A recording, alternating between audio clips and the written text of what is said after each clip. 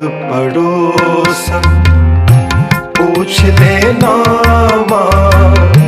का पहचान छवा। ਤੁਹਾਨੂੰ ਸਾਰਿਆਂ ਨੂੰ ਵਧਾਈ ਦੇਣੀ ਚਾਹੁੰਦਾ। ਅੱਜ ਦਾ ਦਿਨ ਇਤਿਹਾਸਕ ਤੌਰ 'ਤੇ ਬਹੁਤ ਵੱਡਾ ਦਿਨ ਹੈ ਔਰ ਅੱਜ ਦੇ ਦਿਨ ਸਾਨੂੰ ਨਨਕਾਣਾ ਸਾਹਿਬ ਦੇ ਸਾਕੇ ਦੀ ਗੱਲ ਔਰ ਉੱਥੇ ਹੋਏ ਸ਼ਹੀਦਾਂ ਦੀ ਗੱਲ ਔਰ ਸਾਰੀ ਜਿਹੜੀ ਸਾਡੀ ਗੁਰਦੁਆਰਾ ਸੁਧਾਰ ਲਹਿਰ ਹੈ particularly ਜਿਹਦਾ ਜ਼ਿਕਰ ਹਰਿੰਦਰ ਹੋਰਾਂ ਨੇ ਕੀਤਾ ਹੈ ਔਰ ਸਟਾਰਟਿੰਗ ਫਰੋਮ ਜਿਹੜੀ ਸਾਡੀ 19ਵੀਂ ਸ਼ਤਾਬਦੀ ਹੈ ਉਸ ਦੇ ਮਿਡਲ ਤੋਂ ਲੈ ਕੇ ਔਰ ਫਿਰ 20th ਸੈਂਚੁਰੀ ਦੇ ਸ਼ੁਰੂਆਤ ਦੇ ਦਿਨਾਂ ਵਿੱਚ ਔਰ ਖਾਸ ਤੌਰ 'ਤੇ ਜਿਹੜਾ ਪੀਰੀਅਡ ਹੈ ਉਹ 1920 to 1925 ਇਹ 5 ਸਾਲ ਦਾ ਪੀਰੀਅਡ ਜਿਹੜਾ ਹੈ ਇੱਕ ਬਹੁਤ ਵੱਡਾ ਰੈਵੋਲੂਸ਼ਨ ਇਸ ਪੀਰੀਅਡ ਵਿੱਚ ਹੋਇਆ ਔਰ ਅਸੀਂ ਦੇਖਾਂਗੇ ਕਿ 1920 ਤੋਂ ਲੈ ਕੇ 1925 ਤੱਕ ਜਿਤਨੀ ਮੂਵਮੈਂਟ ਹੈ ਗੁਰਦੁਆਰਾ ਸੁਧਾਰ ਲਹਿਰ ਹੋਵੇ ਅਕਾਲੀ ਲਹਿਰ ਹੋਵੇ ਸਿੰਘ ਸਭਾ ਲਹਿਰ ਹੋਵੇ ਜੋ ਕੁਝ ਉਹਦਾ ਐਕਸਟ੍ਰੀਮ ਅਸੀਂ ਮੰਨੀਏ ਉਹ 1920 ਤੋਂ 1925 ਤੱਕ ਹੈ। 1925 ਵਿੱਚ ਫਿਰ ਐਕਟ ਬਣ ਜਾਂਦਾ ਹੈ ਜਿਹਨੂੰ ਅਸੀਂ ਸ਼੍ਰੋਮਣੀ ਗੁਰਦੁਆਰਾ ਪ੍ਰਬੰਧਕ ਕਮੇਟੀ ਐਕਟ ਕਹਿੰਦੇ ਆ ਔਰ ਗੁਰਦੁਆਰਿਆਂ ਦਾ ਸਾਰੇ ਇਤਿਹਾਸਕ ਗੁਰਦੁਆਰਿਆਂ ਦਾ ਪ੍ਰਬੰਧ ਜਿਹੜਾ ਹੈ ਉਹ ਕੌਮ ਕੋਲ ਆ ਜਾਂਦਾ ਹੈ। ਹੁਣ ਹਰਿੰਦਰਪਾਲ ਸਿੰਘ ਨੇ ਤੇ ਅੱਜ ਤੱਕ ਦੇ ਗੁਰਦੁਆਰਿਆਂ ਦੀ ਗੱਲ ਕੀਤੀ ਹੈ ਤੇ ਮੇਰੇ 'ਚ ਇੰਨੀ ਹਿੰਮਤ ਨਹੀਂ ਹੈ ਮੈਂ ਉਹਦੇ ਬਾਰੇ ਗੱਲ ਕਰਾਂ ਪਰ ਇੱਕ ਗੱਲ ਉਹਦੇ ਕੋਲ ਮੈਂ ਜਾਣ ਕੇ ਛਡਵਾਈ ਸੀ ਕਿ ਗੁਰਦੁਆਰੇ ਦੀ ਡੈਫੀਨੇਸ਼ਨ ਬੜੇ ਲੋਕਾਂ ਨੇ ਦਿੱਤੀ ਹੈ। ਬੇਤਹਾਸ਼ਾ ਵਿਦਵਾਨਾਂ ਨੇ ਕੋਸ਼ਿਸ਼ ਕੀਤੀ ਹੈ ਕਿ ਗੁਰਦੁਆਰਾ ਕੀ ਹੈ ਉਸ ਨੂੰ ਡਿਫਾਈਨ ਕਰਨ ਦੀ ਕੋਸ਼ਿਸ਼ ਕੀਤੀ ਹੈ ਪਰ ਭਾਈ ਕਾਹਨ ਸਿੰਘ ਨਾਭਾ ਨੇ ਸਾਰਾ ਕੁਝ ਦੇਖ ਕੇ ਜੋ ਕੁਝ ਹੋਇਆ ਹੈ ਇਹ ਉਹੀ ਪੀਰੀਅਡ ਹੈ ਆਲਮੋਸਟ ਉਹੀ ਪੀਰੀਅਡ ਹੈ। ਭਾਈ ਕਾਹਨ ਸਿੰਘ ਨਾਭਾ ਜਦੋਂ ਮਹਾਨ ਕੋਸ਼ ਲਿਖਦੇ ਪਏ ਨੇ ਔਰ ਮੈਨੂੰ ਇਹ ਲੱਗਦਾ ਹੈ ਕਿ ਇਸ ਤੋਂ ਖੂਬਸੂਰਤ ਡੈਫੀਨੇਸ਼ਨ ਗੁਰਦੁਆਰੇ ਦੀ ਨਹੀਂ ਹੋ ਸਕਦੀ ਜਿਹੜੀ ਭਾਈ ਕਾਹਨ ਸਿੰਘ ਨਾਭਾ ਉਹਨਾਂ ਨੇ ਲਿਖਿਆ ਹੈ ਕਿ ਸਿੱਖਾਂ ਦਾ ਗੁਰਦੁਆਰਾ ਵਿਦਿਆਰਥੀਆਂ ਲਈ ਸਕੂਲ। ਗੁਰਦੁਆਰੇ ਦਾ ਅਸੀਂ ਅਰਥ ਸਮਝ ਲਈਏ ਗੁਰਦੁਆਰਾ ਹੁੰਦਾ ਕੀ ਹੈ। ਸਿੱਖਾਂ ਦਾ ਗੁਰਦੁਆਰਾ ਵਿਦਿਆਰਥੀਆਂ ਲਈ ਸਕੂਲ ਆਤਮ ਜਿਗਿਆਸਾ ਵਾਲਿਆਂ ਲਈ ਗਿਆਨ ਉਪਦੇਸ਼ਕ ਆਚਾਰੀਆ ਜਿਨ੍ਹਾਂ ਨੇ ਗਿਆਨ ਹਾਸਲ ਕਰਨਾ ਹੈ ਜਿਨ੍ਹਾਂ ਨੇ ਸਪਿਰਿਚੁਅਲ ਦੁਨੀਆ ਨੂੰ ਸਮਝਣਾ ਹੈ ਉਹਨਾਂ ਵਾਸਤੇ ਆਤਮ ਜਿਗਿਆਸਾ ਵਾਲਿਆਂ ਲਈ ਗਿਆਨ ਉਪਦੇਸ਼ਕ ਆਚਾਰੀਆ ਰੋਗੀਆਂ ਲਈ ਸ਼ਫਾਖਾਨਾ। ਗੁਰਦੁਆਰਾ ਕੀ ਹੈ ਹੁਣ ਮੈਂ ਉਸ ਪਾਸੇ ਤੇ ਨਹੀਂ ਜਾਂਦਾ ਅੱਜ ਅਸੀਂ ਡੈਫੀਨੇਸ਼ਨ ਕੀ ਕਰ ਲਈਏ ਕਰੀਏ ਕਿ ਗੁਰਦੁਆਰਾ ਕੀ ਹੈ। It is centre of power it is struggle for power ਹੈ ਨਾ ਉਹ ਆਪਣੇ ਹਿਸਾਬ ਨਾਲ ਹੋ ਗਿਆ ਜਿੱਦਾਂ ਵੀ ਹੈ ਪਰ ਜਿਹੜੀ ਡੈਫੀਨੇਸ਼ਨ ਅਸਲ ਹੈ ਜਿੱਥੇ ਸਾਨੂੰ ਪਹੁੰਚਣਾ ਚਾਹੀਦਾ ਫਿਰ ਦੁਬਾਰਾ ਕੋਸ਼ਿਸ਼ ਕਰਨੀ ਚਾਹੀਦੀ ਹੈ ਕਿ ਗੁਰਦੁਆਰਾ ਵਿਦਿਆਰਥੀਆਂ ਲਈ ਸਕੂਲ ਆਤਮ ਜਿਗਿਆਸਾ ਵਾਲਿਆਂ ਲਈ ਗਿਆਨ ਉਪਦੇਸ਼ਕ ਆਚਾਰੀਆ ਰੋਗੀਆਂ ਲਈ ਸ਼ਫਾਖਾਨਾ ਭੁੱਖਿਆਂ ਲਈ ਅੰਨਪੂਰਣਾ। ਭੁੱਖਿਆਂ ਲਈ ਜਿਨ੍ਹਾਂ ਨੂੰ ਭੁੱਖ ਲੱਗੀ ਹੈ ਜਿਨ੍ਹਾਂ ਨੂੰ ਖਾਣ ਨੂੰ ਨਹੀਂ ਮਿਲਿਆ ਉਹਨਾਂ ਲਈ ਅੰਨਪੂਰਣਾ ਹੈ ਗੁਰਦੁਆਰਾ। ਇਸਤਰੀ ਜਾਤੀ ਦੀ ਪੱਤ ਰੱਖਣ ਲਈ ਲੋਹਮਈ ਦੁਰਗ ਹੈ ਜਿੱਥੇ ਇਸਤਰੀ ਦੀ ਪੱਤ ਜਿਹੜੀ ਹੈ ਉਸ ਦੀ ਸਾਂਭ ਸੰਭਾਲ ਕੀਤੀ ਜਾਂਦੀ ਹੈ ਔਰ ਫਿਰ ਆਖਿਰ 'ਚ ਕਹਿੰਦੇ ਨੇ ਮੁਸਾਫਰਾਂ ਲਈ ਵਿਸ਼ਰਾਮ ਦਾ ਸਥਾਨ ਇਹ ਗੁਰਦੁਆਰਾ ਹੈ। ਹੁਣ ਗੁਰਦੁਆਰੇ ਦੀ ਇਹ ਡੈਫੀਨੇਸ਼ਨ ਭਾਈ ਕਾਹਨ ਸਿੰਘ ਨਾਭਾ ਨੇ ਦੇ ਕੇ ਸਾਰੀਆਂ ਜਿਹੜੀਆਂ ਹੋ ਸਕਦਾ ਹੈ ਕਿ ਕਨਫਿਊਜ਼ਨ ਸਾਡੇ ਮਨ 'ਚ ਹੋਵੇ ਕਿ ਗੁਰਦੁਆਰਾ ਕੀ ਹੈ ਉਹ ਕਾਫੀ ਹੱਦ ਤੱਕ ਮੈਨੂੰ ਲੱਗਦਾ ਹੈ ਕਿ ਇਸ ਡੈਫੀਨੇਸ਼ਨ ਨੇ ਦੂਰ ਕਰ ਦਿੱਤਾ ਹੈ। ਮੇਰੇ ਕੋਲ ਸਮਾਂ ਨਹੀਂ ਮੈਂ ਸਿਰਫ ਇੱਕ ਦੋ ਨੁਕਤੇ ਕਹਾਂਗਾ। ਇੱਕ ਤੇ ਜਿਹੜੀ ਗੱਲ ਹਰਿੰਦਰਪਾਲ ਹੋਰਾਂ ਨੇ ਸ਼ੁਰੂ ਕੀਤੀ ਸੀ ਉਹ ਬਹੁਤ ਇੰਪੋਰਟੈਂਟ ਨੁਕਤਾ ਹੈਗਾ ਉਹ ਨੁਕਤਾ ਹੈ ਸ਼ਹਾਦਤ ਦਾ। ਦੇਖੋ ਹਿੰਦੁਸਤਾਨ ਵਿੱਚ ਜੇ ਮੈਂ ਸਾਰਾ ਇਤਿਹਾਸ ਪੜ੍ਹ ਕੇ ਦੇਖਾਂ ਤਾਂ ਸ਼ਹਾਦਤ ਦੀ ਪਰੰਪਰਾ ਨਹੀਂ ਰਹੀ। ਸ਼ਹਾਦਤ ਦੀ ਪਰੰਪਰਾ ਨਾ ਰਹਿਣ ਕਰਕੇ ਹੀ ਅਸੀਂ ਸੈਂਕੜੇ ਸਾਲ ਗੁਲਾਮ ਰਹੇ ਹਾਂ। ਅਸੀਂ ਜ਼ਲਾਲਤ ਭੁਗਤੀ ਹੈ ਹਰ ਕਿਸਮ ਦੀ ਗੁਲਾਮੀ ਭੁਗਤੀ ਹੈ ਭਾਸ਼ਾ ਦੀ ਗੁਲਾਮੀ ਭੁਗਤੀ ਹੈ ਧਰਮ ਦੀ ਗੁਲਾਮੀ ਭੁਗਤੀ ਹੈ ਰਾਜਨੀਤਿਕ ਪੱਧਰ 'ਤੇ ਗੁਲਾਮੀ ਅਸੀਂ ਭੁਗਤੀ ਹੈ। ਕਿਸੇ ਕਿਸਮ ਦੀ ਸਾਡੇ ਕੋਲ ਸੌਵਰਨਿਟੀ ਨਹੀਂ ਸੀ, ਕਿਸੇ ਕਿਸਮ ਦੀ ਫਰੀडम ਨਹੀਂ ਸੀ। ਔਰ ਅਸੀਂ ਸਾਰਾ ਦੇਖਿਆ, ਜੇ ਮੈਂ ਜ਼ਿਕਰ ਕਰਾਂ ਇੱਕ ਹਿੱਸਾ ਕਿ ਬਾਬਰ ਤੋਂ ਲੈ ਕੇ ਔਰੰਗਜ਼ੇਬ ਤੱਕ ਅਸੀਂ ਦੇਖਿਆ, ਉਸ ਤੋਂ ਬਾਅਦ ਦਾ ਰਾਜ ਦੇਖਿਆ, ਫਿਰ ਅੰਗਰੇਜ਼ਾਂ ਦੀ ਹਕੂਮਤ ਦੇਖੀ ਹੈ, ਤੇ ਮੈਨੂੰ ਇਹ ਲੱਗਦਾ ਹੈ ਕਿ ਜੇ ਇਹ ਸਾਰਾ ਸਾਡਾ ਇਤਿਹਾਸ ਹੈ ਔਰ ਫਿਰ ਸ਼ਹਾਦਤ ਨੇ ਸਾਨੂੰ ਉਹ ਦਿਨ ਦਿਖਾਏ ਕਿ ਸਾਨੂੰ ਧਾਰਮਿਕ ਆਜ਼ਾਦੀ ਮਿਲ ਗਈ, ਅਸੀਂ ਸੋਵਰਨ ਹੋ ਗਏ, ਅਸੀਂ ਖੁਦ ਮੁਖਤਿਆਰ ਹੋ ਗਏ, ਅਸੀਂ ਜਿਹੜੀ ਹੈ ਕਿਸੇ ਦੀ ਗੁਲਾਮੀ ਕਰਨ ਤੋਂ ਜਿਹੜੇ ਹਾਂ ਮੁਕਤ ਹੋ ਗਏ ਹਾਂ। It is because of martyrdom, it is because of ਸ਼ਹਾਦਤ। ਔਰ ਮੈਂ ਇੱਥੇ ਸਿਰਫ ਉਹਦੇ ਨਾਲ ਜਿਹੜੀ ਗੱਲ ਹਰਿੰਦਰਪਾਲ ਨੇ ਬਹੁਤ ਅੱਛੀ ਕੀਤੀ ਹੈ, ਮੈਂ ਉਹਦੇ ਨਾਲ ਜੋੜਨਾ ਚਾਹੁੰਦਾ। ਗੱਲ ਕਰ ਰਿਹਾ ਸੀ ਭਾਈ ਸਤੀ ਦਾਸ, ਭਾਈ ਮਤੀ ਦਾਸ, ਭਾਈ ਦਿਆਲੇ ਉੱਤੇ ਸੈਮੀਨਾਰ ਸੀ। ਭਾਈ ਮਤੀ ਦਾਸ ਨੂੰ ਜਦੋਂ ਸ਼ਹੀਦ ਕੀਤਾ ਜਾ ਰਿਹਾ ਨਾ, ਤੇ ਉਹਨੂੰ ਸ਼ਹੀਦ ਕਰਨ ਵਾਸਤੇ ਫੈਸਲਾ ਆ ਗਿਆ ਕਿ ਇਹਨੂੰ ਆਰੇ ਨਾਲ ਚੀਰ ਦਿੱਤਾ ਜਾਏ, 2 ਹਿੱਸੇ ਕਰ ਦਿੱਤੇ ਜਾਣ। ਲੇਕਿਨ ਫਿਰ ਪੁੱਛਿਆ ਕਿਸੇ ਨੇ कि भाई मती दास, तेरे मन में कोई इच्छा है, कुछ तू चाहता है, कोई आखिरी ख्वाहिश है? उसने कहा हाँ है। कहता है की ख्वाहिश है? तो वो कहता है कि जो मैं आरे नाल चीरिया जाए तो जो मेरा सिर के 2 हिस्से होके मैं डिग्गा तो मेरा सिर जिहड़ा है वो गुरु तेग बहादुर पातशाह वाले पासे हो, मेरा मुँह उधर न हो। ये मेरी ख्वाहिश। हुण तुसीं देखो, शहादत जिस्म की प्रक्रिया नहीं है, जिस्म तो फॉल आउट होया है, शहादत तो दे बैठा है। उसने इमेजिन कर लिया है कि भाई मैं 2 हिस्से हो जावांगा। फिर कई इतिहासिक लिखतां जो सानूं मिलदा है कि जो 2 हिस्सों में शरीर जिहड़ा है डिगदा है भाई मती दास का, तो दोहां हिस्सों विचों जपजी साहब के आखिरी जिहड़ा हिस्सा है, आखिरी जिहड़ा बंद है, वो उसकी आवाज़ दोहां हिस्सों चों आ रही थी। ये साडी रिवायती लिखतां विच लिखिया होया। तो मनु ये लगता है कि एक गल ध्यान च रखिए, हिंदुस्तान च शहादत नहीं सी क्योंकि जहन की प्रक्रिया नहीं सी, जहन में फैसला नहीं सी कोई करता। हाँ, बली है, एक गल ध्यान रखना, बली दी जाती सी, और बली विच और शहादत विच एक बुनियादी फर्क है। शहादत हमेशा अपनी दी जाती है, बली हमेशा दूजे की दी जाती। बलियां तो बड़े देंदे रहे लोग, मेरा यह काम हो जाए मैं बलि दे दिया, मेरा यह काम हो जाए मैं बलि दे देंगा, पर शहादत देने को कोई तैयार नहीं सी। शहादत जिहड़ी है वो अपनी हुंदी है, बलि दूजे की हुंदी है। गुरु साहिब ने, गुरु नानक पातशाह ने, मैं बहुता लम्बा नहीं जावांगा, मैं अमेरिका चला गया जिथे गदर पार्टी का दफ्तर है।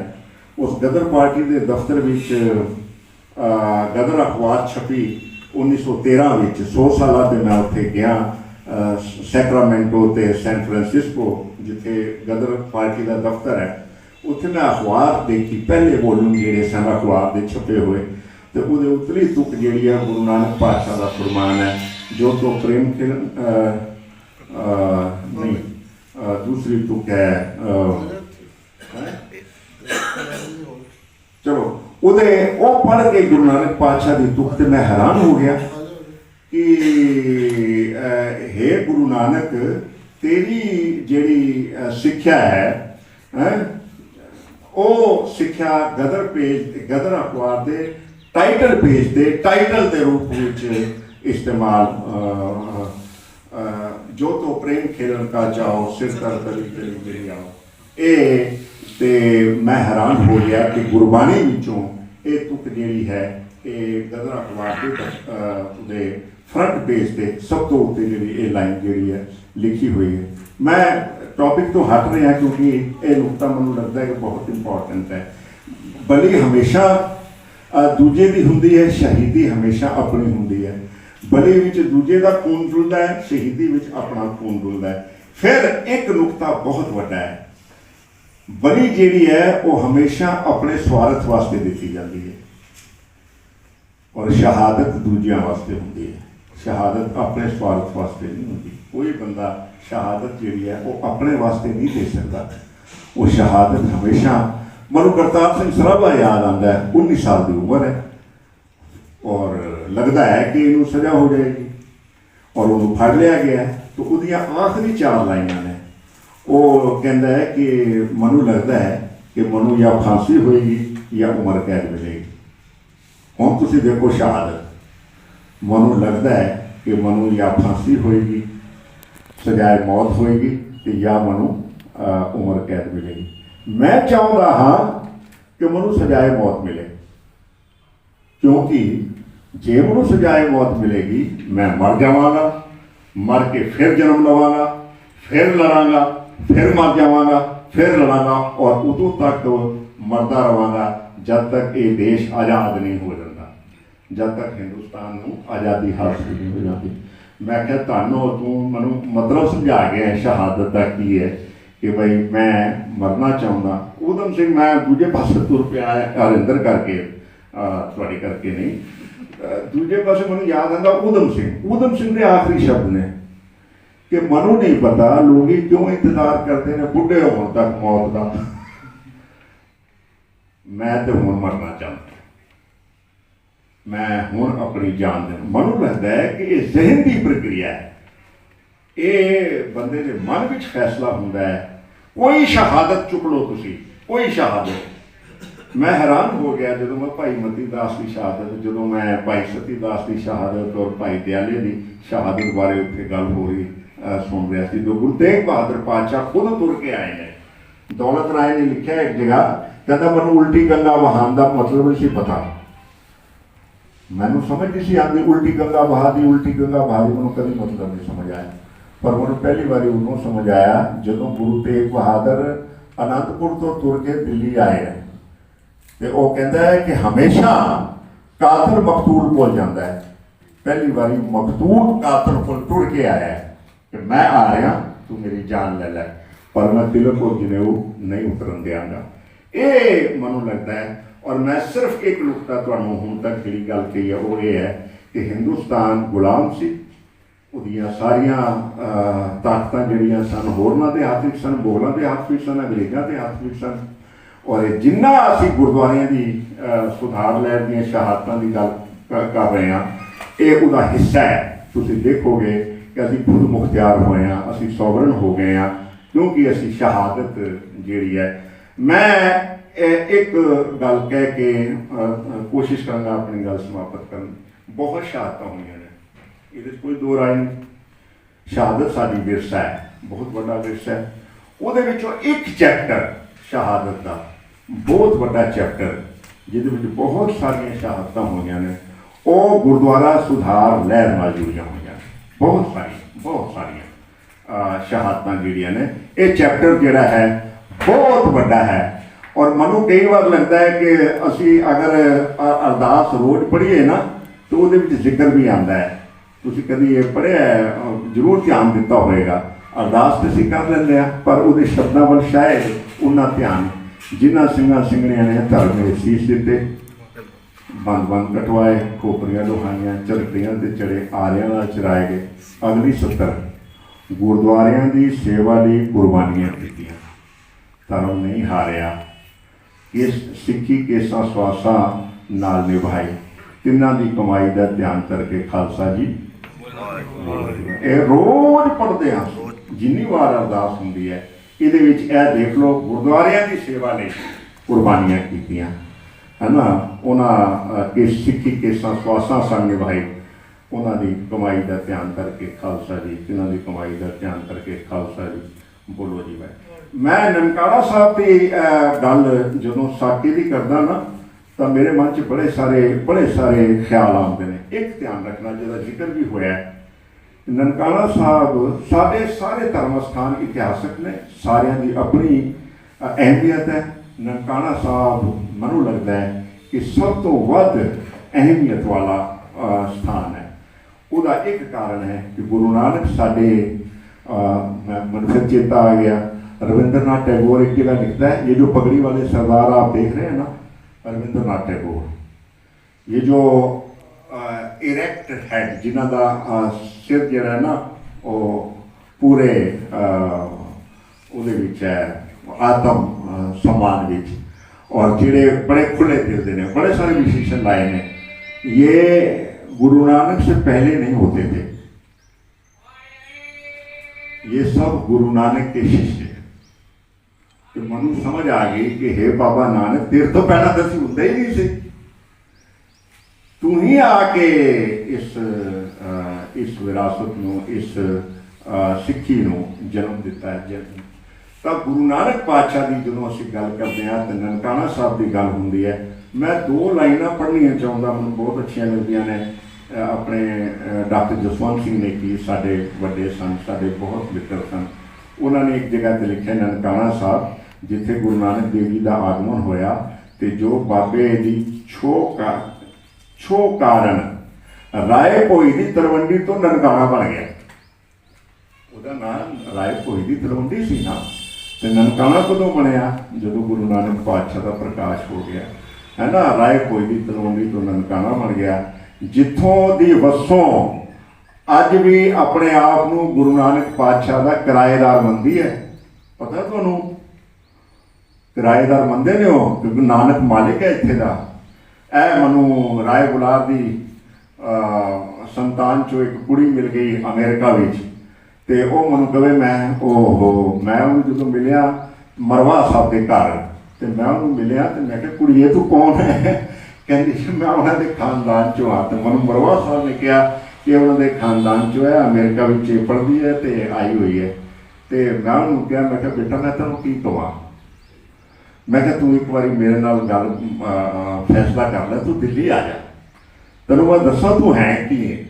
ਕਹਿੰਦੀ ਤੂੰ, ਮੈਂ ਵੀ ਸੁਣਿਆ ਹੈ, ਕਹਿੰਦੀ ਹੈ। ਮੈਂ ਕਿਹਾ ਤੈਨੂੰ ਨਾ ਮੈਂ ਗੁਰਦੁਆਰਾ ਸੀਸਗੰਜ ਸਾਹਿਬ ਤੋਂ ਬੰਗਲਾ ਸਾਹਿਬ, ਰਕਾਬਗੰਜ ਤੇ ਪੂਰੀ ਦਿੱਲੀ ਵਿੱਚ ਤੇਰਾ ਜਲੂਸ ਨਾ ਕਢਾਇਆ ਤੇ ਦੁਨੀਆ ਨੇ ਤੇਰੇ ਤੇ ਫੁੱਲਾਂ ਦੀ ਵਰਖਾ ਨਾ ਕੀਤੀ, ਜਿਸ ਖਾਨਦਾਨ ਚੋਂ ਤੂੰ ਹੈ, ਬਾਬੇ ਨਾਨਕ ਦੀ ਸ਼ਰਧਾਲੂ ਜਿਹੜੇ ਸਿੱਖ ਨੇ ਉਹਨਾਂ ਵਿੱਚੋਂ ਤੂੰ ਹੈ। ਤੈਨੂੰ ਨਹੀਂ? ਕਹਿੰਦੀ ਹਾਂ ਮੈਂ ਸੁਣਿਆ ਤਾਂ ਬੜਾ ਹੈ ਕਿ ਜੇ ਕੋਈ ਸਿੱਖਾਂ ਨੂੰ ਪਤਾ ਲੱਗ ਜਾਏ ਕਿ ਮੈਂ ਕੌਣ ਆਇਆ ਤਾਂ ਉਹ ਮੇਰੇ ਨਾਲ ਮੇਰਾ ਬਹੁਤ ਇੱਜ਼ਤ ਕਰਦੇ ਨੇ।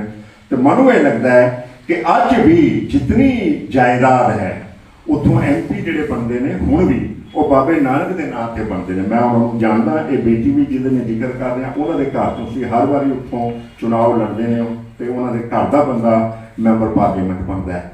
ਤਾਂ ਉਹ ਮੈਨੂੰ ਦੱਸ ਰਹੇ ਸਨ, ਜਾਂ ਜੋ ਮੈਂ ਦੇਖਿਆ ਕਿ ਉਹ ਕਿਰਾਏਦਾਰ ਮੰਨਦੇ ਨੇ ਕਿ ਅਸੀਂ ਬਾਬੇ ਨਾਨਕ ਦੇ ਕਿਰਾਏਦਾਰ ਆ, ਜਿੱਥੋਂ ਦਰਸ਼ਨ ਦੀਦਾਰ ਨਾਲ ਹਰ ਸਿੱਖ ਦੀ ਅਭਿਲਾਸ਼ਾ ਪੂਰੀ ਹੁੰਦੀ ਹੈ। ਮੁਸਲਮਾਨ ਰਾਏ ਬੁਲਾਰ ਦਾ ਵੰਸ਼ ਜੋ ਅੱਜ ਵੀ ਉੱਥੇ ਰਹਿੰਦਾ ਹੈ, ਉੱਥੋਂ ਦੀ ਪਾਵਨ ਮਿੱਟੀ ਦਾ ਉਵੇਂ ਹੀ ਸਤਿਕਾਰ ਕਰਦਾ ਹੈ ਜਿਵੇਂ ਬਾਬੇ ਨਾਨਕ ਦਾ ਸਿੱਖ ਸਮਾਜ ਕਰਦਾ ਹੈ। ਤੇ ਮੈਨੂੰ ਲੱਗਦਾ ਹੈ ਕਿ ਨਨਕਾਣਾ ਸਾਹਿਬ ਦੀ ਇਸ ਅਹਿਮੀਅਤ ਨੂੰ ਸਮਝਣਾ ਚਾਹੀਦਾ ਹੈ ਜਦੋਂ ਅਸੀਂ ਸਾਕੇ ਦੀ ਗੱਲ ਕਰਦੇ ਹਾਂ ਕਿ ਉਹ ਕਿਹੜਾ ਸਥਾਨ ਹੈ।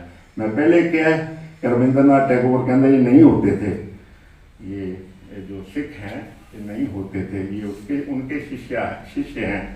तो मनो लगता है और जो गुरु नानक पातशाह की अहमियत है उन्होंने प्रकाश स्थान है उस थां ते ये वाकया होया है, इस वास्ते इसकी अहमियत। और दूसरी गल मैं तुहानूं दसां 1947 विच पार्टीशन होया, मैं पिछे पार्टीशन से बोलिया तो उत्थे अमृतसर बॉर्डर से बड़े लोग हैरान होए। मैं क्या तुहानूं पता है कि 1952 विच बहुत बड़ी मीटिंग हुई पंथ की मीटिंग हुई 47 विच पार्टीशन हो गया सी। तो उन्होंने ये कहा कि भाई असी अज मता पास करना है। तो मता की सी वो मता ये सी कि गुरस्थाना जिन्हों धर्म ननकाना साहब ते होर गुरधामां नूं जिन्हां तो पंथ नूं भी छोड़िया गया है उन्होंने खुले दर्शन दीदारे की गल जी अरदास में शामिल की जाए। तो 1952 विच अरदास में एमेंडमेंट हुई है जी ये 70 है ना, हे अकाल पुरख। कभी तुम अरदास नूं पढ़ के देखोगे तो तुम देखोगे कि ये अलग एक दो तुकां ने, हे अकाल पुरख अपने पंथ के सदा सहाई दातार जीओ श्री ननकाना साहब ते होर गुरुद्वारियां गुरधामां तो जिन्हां तो पंथ नूं विछोड़िया गया है खुले दर्शन दीदार ते सेवा संभाल दा दान खालसा पंथ नूं बख्श। 1952 विच इन्ना वड्डा सिखां दे मनां विच एक किस्म दा जज्बा सी कि भाई असीं ननकाना साहब दे दर्शन नहीं कर सकते। ते की इच्छा सी? इच्छा ये सी कि ननकाना साहब दे दर्शन और उत्थे दी सेवा संभाल सानूं प्राप्त हो जाए। ये साडी जिहड़ी है श्रद्धा है ननकाना साहब तो उत्थे जो साका होया मैं 4-6 लाइना उसके बारे कह के अपनी गल खत्म करांगा। बहुत सारे लोगों का कहना है कि 200 के करीब सिख सन जिहड़े भाई लक्ष्मण सिंह नाल उत्थे गए सन और 20 फरवरी 1921 के सवेरे 6 बजे 19 नूं चले सन 19 शाम नूं ते 20 सवेरे 6 बजे ननकाना साहब पहुँच गए सन। दलीप सिंह ने बड़ा रोकने की कोशिश की थी कि भाई छोड़ दो कोई नहीं इन्ना ना कोई संघर्ष ना हो जाए, पर लक्ष्मण सिंह ने कहा कि असीं अरदासा खोल के आए हैं, असीं अरदास करके आए हैं, असीं हुण पिछा नहीं हटांगे। अंदर दर्शनां लई पहुँच गए। लक्ष्मण सिंह महाराज की ताबिया विच बैठ गए और उन्होंने पाठ करना शुरू कर दिता। संगतां ने महाराज की उस्तत करनी शुरू कर दी। लेकिन महंत जिहड़ा है नारायण दास वो पूरी तैयारी करके बैठा है। उन्होंने पता सी कि सिखा ने ननकाना साहब जिहड़ा है वो अपने अधिकार विच लेना है, तो उसने कहते ने अगर फहरिस्त बनाओ तो मिट्टी के तेल के पीपे इकट्ठे किए सन। कितनी बदनीयत किस्म के लोगों को इंतजाम से उस वेले लकड़ा इकट्ठिया कीतियां सन, छवियां गंडासे बंदूकां ते बेतहाशा कारतूस जिहड़े ने उसने इंतजाम करके रखे हुए सन। गुंडे बदमाश जिहड़े ने उहदे विचों बहुत सारे 20 के करीब सुनते हैं पठान भी बुलाए हुए सन जिहड़े प्रोफैशनली इहो जिहे कामां विच हिस्सा लैंदे सन। इन्हां सारिਆਂ ਨੂੰ बुला के भाई लक्ष्मण सिंह गुरु ग्रंथ साहब की ताबिया बैठ गए। उत्थे उन्हां ते गोलियां चलियां।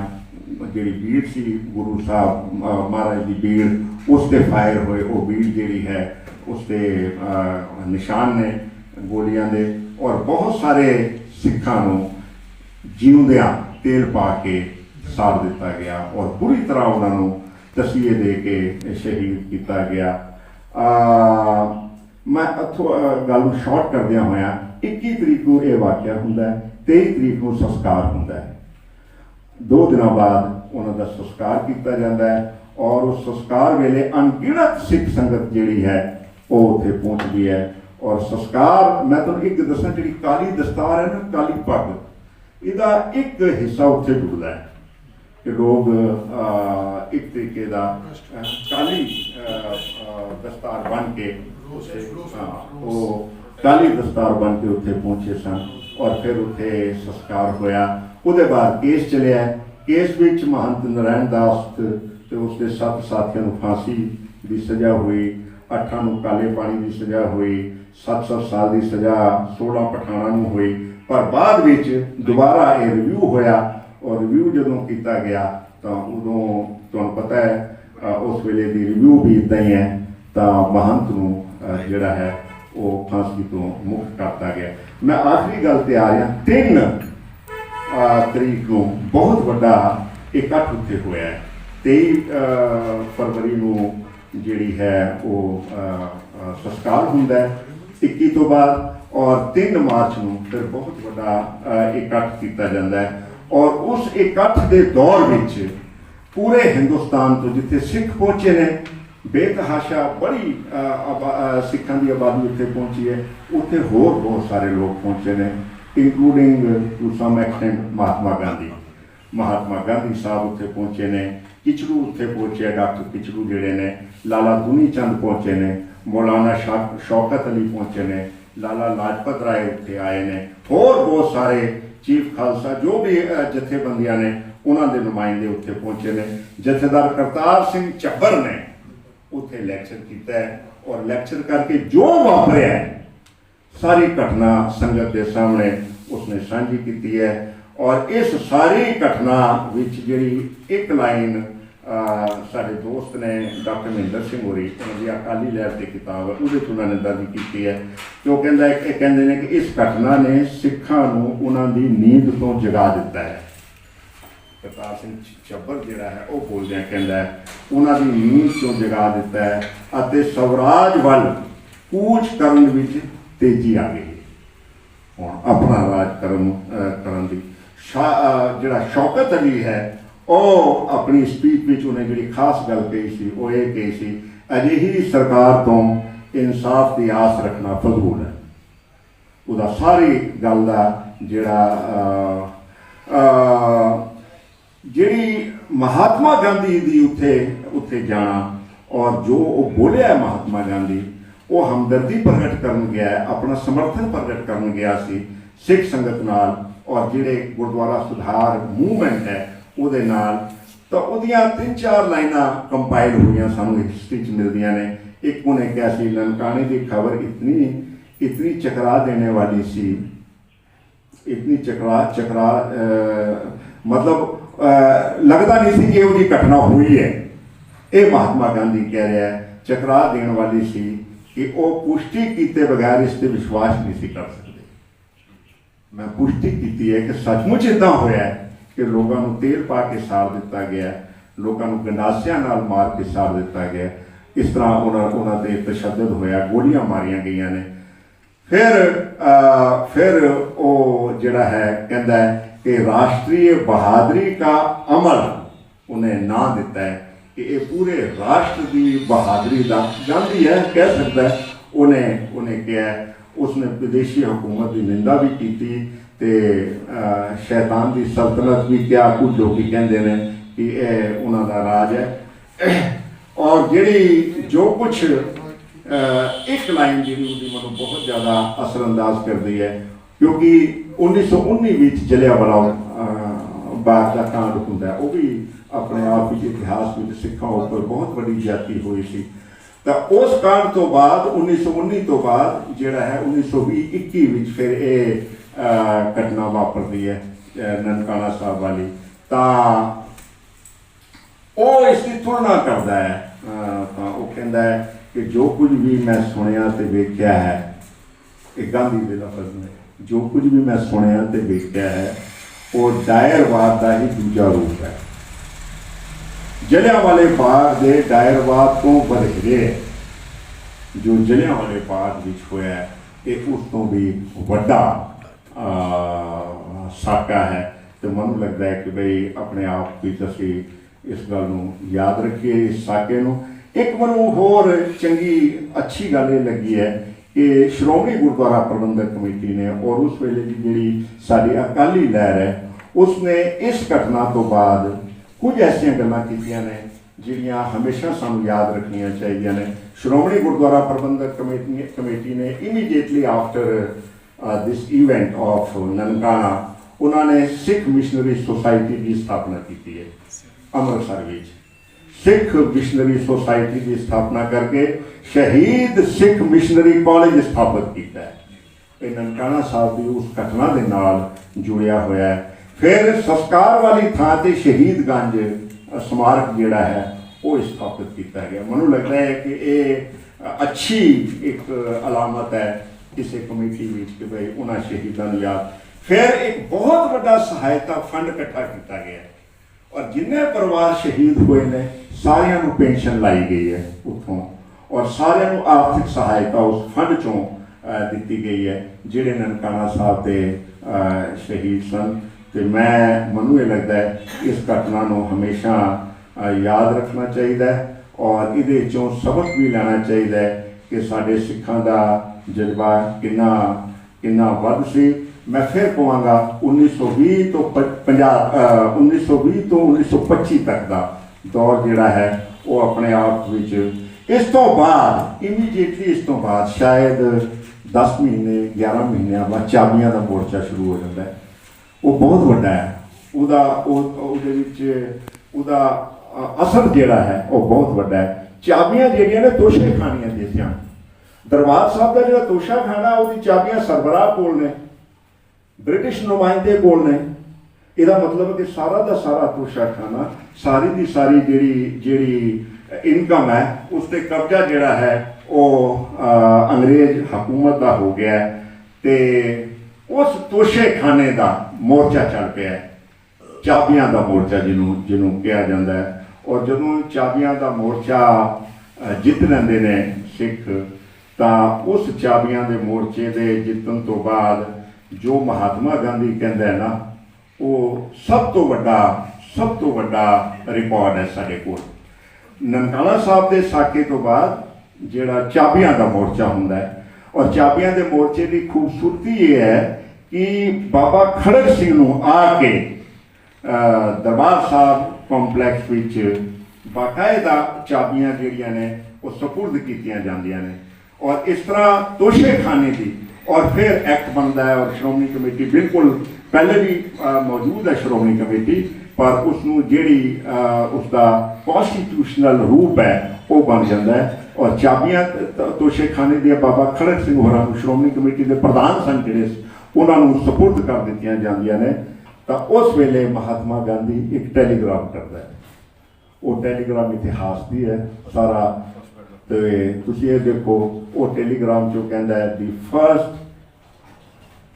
Decisive battle of independence of India won Baba Kharak Singh नूं टैलीग्राम देंदे ने the first decisive battle of independence of India won congratulations तुहानूं बहुत बहुत बधाइयां और ये बधाइयां दे के वो अपने फर्ज की अदायगी करता है और सिखां का धन्नवाद करता है मैं तुहाडा सारिਆਂ ਦਾ बहुत बहुत धन्नवाद ਤੁਸੀਂ इस ननकाना साहब की दे साके दे इतिहासिक परिपेख नूं अज उससे समागम किया बहुत वड्डी गल है गिनती मुझे लगता है कि सारे तुसीं हज़ार वाले ही हो कोई अच्छी तुहाडी